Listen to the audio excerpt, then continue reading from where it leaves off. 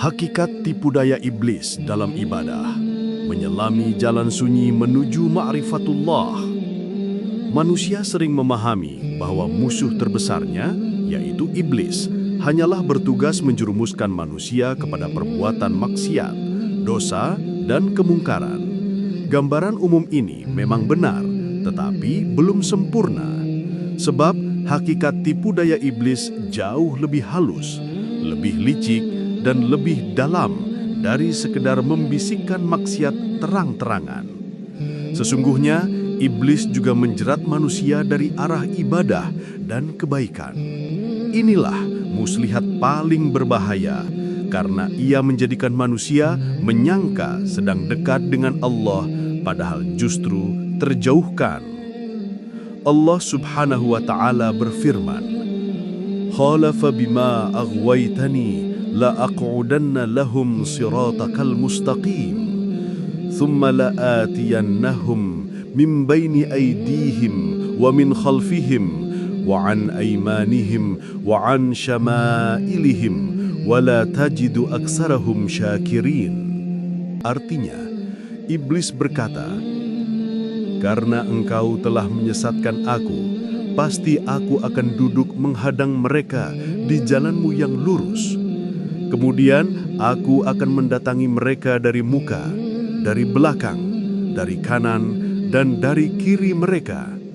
Dan engkau tidak akan mendapati kebanyakan mereka bersyukur."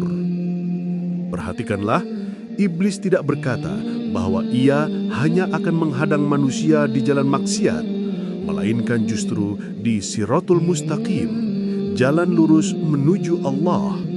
Itu berarti iblis berusaha menyesatkan manusia bukan hanya ketika ia berbuat dosa, melainkan juga ketika ia sedang sholat, berzikir, berpuasa, bersedekah, bahkan ketika ia merasa suci dan alim. Tipu daya iblis dalam ibadah. Pertama, menanamkan rasa ujub. Ujub adalah merasa kagum terhadap amal sendiri, merasa bahwa ibadahnya telah hebat dan lebih utama daripada orang lain. Inilah penyakit hati yang sangat halus. Nabi Muhammad SAW bersabda, "Thalathun muhlikat, syuhun muta', wa hawan muttaba'un, wa i'jabul mar'i binafsih." Artinya, 3 perkara yang membinasakan, sifat kikir yang ditaati, hawa nafsu yang diikuti, dan kekaguman seseorang terhadap dirinya sendiri. Inilah yang sering ditanamkan iblis. Seorang hamba yang rajin ibadah, lama-kelamaan merasa bahwa dirinya lebih suci dibandingkan orang lain. Ia mulai menatap rendah orang yang lalai.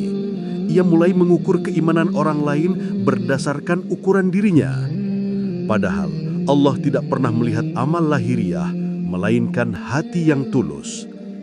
Rasulullah SAW bersabda, "Innallaha la yanzuru ila suwarikum wa amwalikum, walakin yanzuru ila qulubikum wa a'malikum." Artinya, sesungguhnya Allah tidak melihat rupa dan harta kalian, tetapi Allah melihat hati dan amal kalian. Kedua, membisikkan ria. Ria adalah beribadah agar dilihat manusia. Iblis membuat seseorang giat dalam amal ketika ada yang menyaksikan, tetapi lalai ketika seorang diri. Ia menanamkan rasa haus pujian, sehingga amal yang seharusnya untuk Allah berubah menjadi untuk manusia. Allah berfirman, "Fawailun lil musallin, alladzina hum an salatihim sahun, alladzina hum yura'un, wa yamna'unal ma'un." Artinya, maka celakalah orang-orang yang sholat, yaitu orang-orang yang lalai dari sholatnya, yang berbuat ria dan enggan memberi bantuan. Ketiga, menumbuhkan takabur. Takabur adalah merasa lebih tinggi daripada orang lain. Inilah sifat pertama yang menghancurkan iblis ketika ia diperintahkan sujud kepada Adam alaihi salam. Allah berfirman, "Qala ana khairun minhu khalaqtani min narin wa khalaqtahu min tinin. Artinya, iblis berkata, aku lebih baik daripadanya. Engkau menciptakan aku dari api, sedang dia engkau ciptakan dari tanah. Barang siapa terperangkap dalam takabur atas ibadahnya, maka sesungguhnya ia telah mengikuti langkah iblis. Walaupun ia rajin sholat malam, berzikir ribuan kali, berpuasa sunnah sepanjang tahun, bila hatinya dipenuhi kesombongan, maka ibadahnya terhijab dari Allah. Hakikat ibadah dalam pandangan ma'rifat. Ilmu ma'rifat mengajarkan bahwa ibadah bukanlah tujuan akhir, melainkan jalan menuju penyaksian Allah. Ibadah hanyalah kendaraan untuk mengenalnya. Jika seorang hamba terhenti pada kendaraan, merasa bangga dengan amalnya, maka ia tidak akan pernah sampai kepada Allah. Allah berfirman, "Wa ma khalaqtul jinna wal insa illa liya'budun." Para ahli ma'rifat menafsirkan, liya'budun bukan sekedar untuk menyembahku dalam bentuk ritual, melainkan untuk mengenalku. Ibadah tanpa ma'rifat hanyalah kulit, sedang ma'rifat tanpa ibadah adalah batil. Keduanya harus bersatu, sehingga ibadah melahirkan pengenalan, dan pengenalan meneguhkan ibadah. Jalan selamat dari tipu daya iblis. Pertama, ikhlas. Ikhlas adalah rahasia antara hamba dan Allah. Amal kecil yang ikhlas lebih mulia daripada amal besar yang tercampur ria. Allah berfirman, "Wa ma umiru illa liya'budullaha mukhlishina lahuddin." Artinya, padahal mereka tidak diperintahkan kecuali supaya menyembah Allah dengan memurnikan ketaatan kepadanya. Kedua, muhasabah. Seorang arif selalu memeriksa dirinya, apakah amalnya sungguh-sungguh karena Allah atau karena dorongan hawa nafsu. Ia tidak cepat menilai dirinya suci, sebab ia tahu hanya Allah yang mengetahui isi hati. Ketiga, tawadu. Makin tinggi seorang hamba di sisi Allah, makin rendah ia memandang dirinya. Nabi Muhammad SAW yang paling mulia di antara makhluk justru paling tawadu. Beliau tidur di atas tikar kasar, makan dengan sederhana, dan tidak pernah meninggikan diri di hadapan manusia. Keempat, menyadari bahwa semua amal hanya dengan izin Allah. Orang makrifat mengerti bahwa segala amal bukan karena kekuatan dirinya, melainkan karena taufik Allah semata. Jika ia bisa sholat, itu karena Allah yang menggerakkan sholat. Jika ia bisa berzikir, itu karena Allah yang menurunkan zikir dalam hatinya.